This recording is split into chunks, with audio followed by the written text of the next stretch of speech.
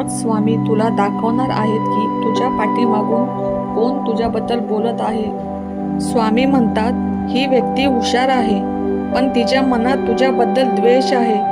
ती तुला थांबवू पाहते, तुला डाव्या मार्गाने हरवायचं स्वप्न आहे तिचं। पण तू शांत राहा, कारण तुझं खरेपण आणि संयम हाच तुझा खरा आधार आहे। जी शक्ती तुझ्यात आहे ती बोलून नाही तर शांत राहून दाखवायची आहे।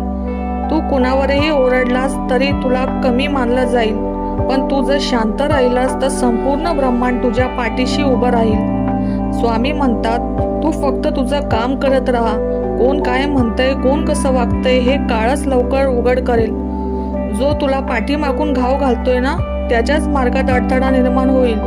शेवटचा आश्वासक संदेश तुझ्यासाठी, कोण तुझ्या मागे काय बोलतंय याचा विचार करायचा नाही, कारण तुझ्या मागे आम्ही आहोत। स्वामींचा आशीर्वाद तुला वाचवतोय आणि जो नकारात्मकतेने वागवतोय ना तो स्वतःच अडकेल। स्वामी म्हणतात फक्त खरं राहा, सत्य तुमचं रक्षण करेल।